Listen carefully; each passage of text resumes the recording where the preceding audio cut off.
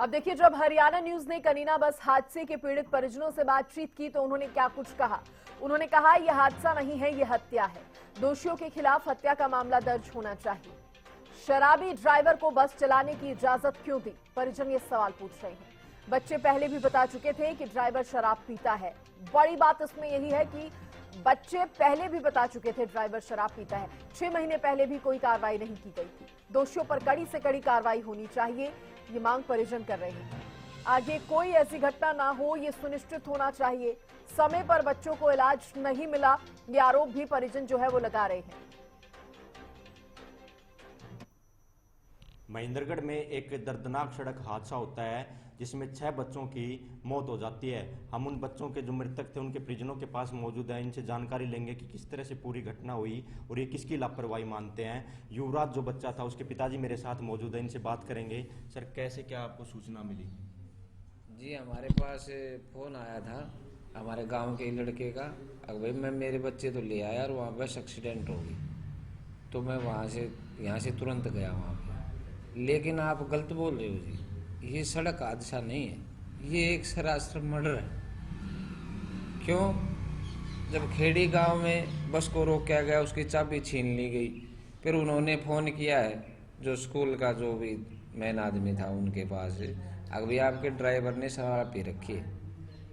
तो वो बोले कि ये तो ऐसे ही शराब डेली पीता है, आप इस बस को छोड़ दो और नहीं तो तुम्हारे खिलाफ कार्रवाई हो जाएगी।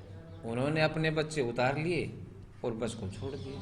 फिर वो हमारे गांव में आ गई। 6 महीने पहले 2 बार बच्चों ने बताया कि भाई ड्राइवर बदमाश। मैं सुभाष को 2 बार कह के आया हूँ। एक बार शुरुआत में गई, फिर उस पे ऊपर कोई रिस्पॉन्स नहीं आया। 10 दिन बाद मैं फिर गया हूँ। फिर मैंने कहा तो उन्होंने कहा भाई साहब आगे से कोई शिकायत नहीं आएगी। सुभाष कौन है? चेयरमैन का लड़का। चेयरमैन का लड़का, स्कूल चेयरमैन का लड़का। तो जी इसकी पूर्ण जांच होनी चाहिए और जो दोषी है उनको कड़ी से कड़ी सज़ा मिलनी चाहिए।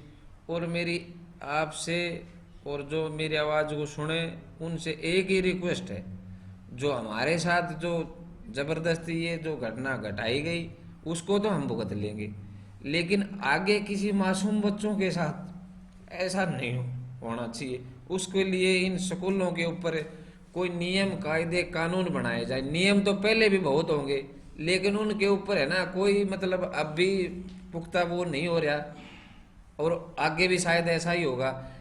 नियम बनाओ फॉलो करने के लिए, ये न कि पर्चों में दर्ज हो जाए। बस मैं आपसे यही कर रहा था। कितने लोग बच्चे आपसे यहाँ से इस स्कूल में जाते थे गांव से कम 20 के आसपास बच्चे जाते थे, जिसमें तो 4 बच्चे तो मेरे थे, जिसमें से एक बच्चा तो मैंने पिछली बार निकाल लिया था और अब तीनों के निकालने के थोड़े थे, लेकिन एक बच्चा था उसके थोड़ी लगी, वो एडमिट है रोहतक पीजीआई में। उसकी वजह से मैं थोड़ा सा निर्णय नहीं ले पा रहा, नहीं तो मैं मेरे इन बच्चों को निकाल लेकर। मेरे को पहला पता लग गया था अब बच्चों को बताने से कि भाई ये माहौल ठीक नहीं है। तो स्कूल प्रबंधन की पूरी लापरवाही रही है। और जी किसकी कहे, जब उनके पास फ़ोन चले गया, अगर उसे एक फ़ोन के ऊपर अगर रिएक्शन ले लेते, उस बस को वहाँ खड़े करवा देते या उसके साथ चाबी छीन लेते, दूसरा ड्राइवर भेज देते, तो हमारे बच्चे बच सकते थे। हम जैसे कोई एक्सीडेंट हो जाए, ब्रेक फेल हो गया, टायर फट गया, भाई पासिंग करते हुए कोई घटना घट गई, तो हम मान लेते भाई ये दुर्घटना है, भगवान की मर्जी है। लेकिन ये भगवान की मर्जी थोड़ी है, हमारे बच्चों को मारा गया। मेडिकल सुविधाएं भी नहीं है जिले के अंदर।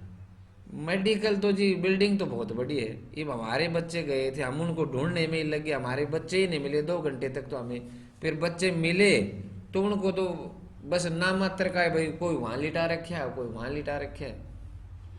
ये वो एक इतनी बड़ी घटना होगी, इतने तो उनके पास डॉक्टर तो कहते चपड़ासी भी नहीं थे, अब उन बच्चों के पास एक खड़ा हो जाए।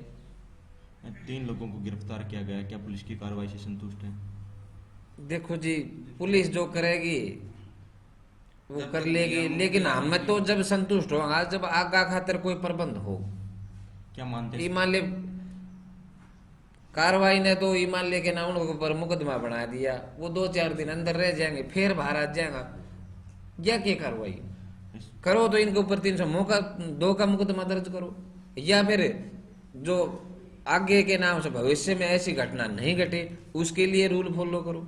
क्या और भी गिरफ्तारी होनी चाहिए स्कूल की जो गिरफ्तारी 2 दोषी है, इनमें बचने नहीं चाहिए भाई। हमारा तो चिराग बुझ गया, मेरा नहीं, मेरे गांव का एक लड़का था, उसका एक ही एक्सपायर हो गया, जिसके 2 थे उसके 2 एक्सपायर हो गए, एक चिता में 2 बच्चे जड़े हैं बिल्कुल ये और ये जबरदस्ती जलाए गए।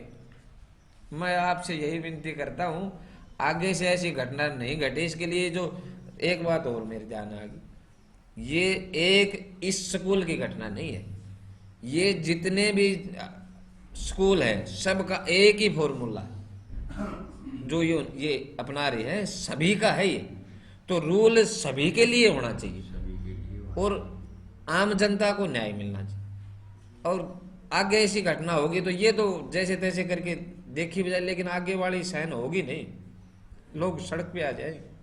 बिल्कुल ये युवराज के परिजन थे जिन्होंने साफ तौर पर कहना है कि जो दोषी है उनको कड़ी सजा मिलनी चाहिए तथा किसी भी दोषी को इस मामले के अंदर बख्शा नहीं जाना चाहिए और आगे के लिए सरकार को जरूर जो सख्ताई करनी चाहिए ताकि इस तरह का हादसा आगे ना हो सके। अक्षय यादव, हरियाणा न्यूज।